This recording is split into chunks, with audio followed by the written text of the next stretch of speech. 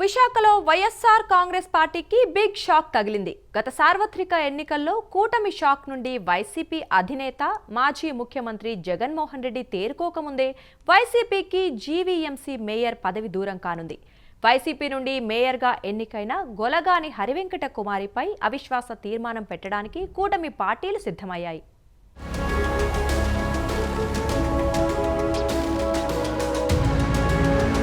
ఏపీలో కూటమి ప్రభుత్వం అధికారంలోకి వచ్చిన నాటి నుంచి విశాఖ రాజకీయాలు రంజుగా మారుతున్నాయి. నిన్న మొన్నటి వరకు కనీసం వచ్చే ఎన్నికల్లో కార్పొరేటర్ల బలంతో నెట్టుకురావచ్చనుకున్న జగన్మోహన్ రెడ్డికి జరుగుతున్న పరిణామాలతో ఏం జరుగుతుందో పాలుపోయే పరిస్థితి లేదు. జిల్లాతో పాటు నగరంలోనూ పార్టీ పరిస్థితి రోజురోజుకు దిగజారుతోంది. గతేడాది జరిగిన ఎమ్మెల్సీ ఎన్నికల్లో వైసీపీ బలంతో ఏకగ్రీవం సాధించి ఎన్నిక లేకుండానే ఎమ్మెల్సీగా బొత్స సత్యనారాయణ గెలుపొందిన ధీమాతో ఉన్న వైసీపీకి ఇప్పుడు షాక్ తగిలింది. వైసీపీ మేయర్ గొలగాని హరివెంకట కుమారిపై అవిశ్వాస తీర్మానం పెట్టడానికి కూటమి పార్టీలు సిద్ధమయ్యాయి.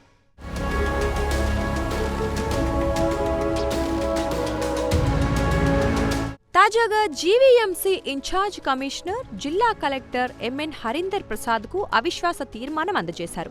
58 మంది కార్పొరేటర్లు సంతకాలు చేసిన పత్రాలను ఇన్ఛార్జ్ కమిషనర్కి అందజేసి వైసీపీకి విశాఖలో భారీ షాకిచ్చారు.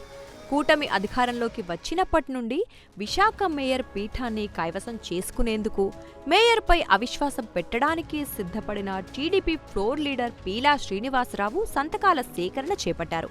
పార్టీ పెద్దల ఆదేశాల మేరకే నగరంలోని ఎమ్మెల్యేలు జీవీఎంసీ మేయర్ పీఠాన్ని దక్కించుకునే దిశగా వ్యూహాలు రచించారు. అయినప్పటికీ వైసీపీకి సంఖ్యాబలం ఎక్కువ ఉండడంతో చేసేదేమీ లేక వేచి చూడాల్సిన పరిస్థితి ఏర్పడింది. ఈ నేపథ్యంలో కూటమి ప్రభుత్వం చేస్తోన్న సంక్షేమం, అభివృద్ధిని కాంక్షించిన కొంతమంది కార్పొరేటర్లు వైసీపీని వీడి కూటమి పార్టీలోకి రావడంతో బలం పుంజుకున్న కూటమి వైసీపీ మేయర్పై అవిశ్వాస తీర్మానం పెట్టేందుకు సిద్ధమైంది.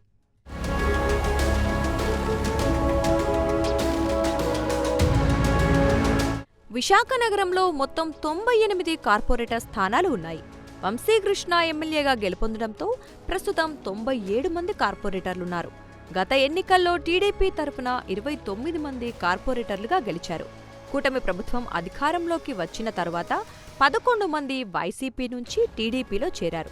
జనసేన పార్టీకి 3 కార్పొరేటర్లుండగా వైసీపీ, స్వతంత్ర కార్పొరేటర్లు 7 జనసేనలో చేరారు. బీజేపీ నుంచి 1 కార్పొరేటర్గా గెలవగా వైసీపీ నుంచి 1 చేరారు. సోమవారం మరో 9 మంది టీడీపీలో చేరటానికి సిద్ధమవుతుండటంతో వారితో పాటు విశాఖపట్నం, అనకాపల్లి కూటమి తరఫున గెలిచిన ఎమ్మెల్యేలు, ఎంపీలు, ఎమ్మెల్సీలు కలుపుకొని 109 ఓట్లకు గాను కూటమి బలం 73కు చేరుకుంది.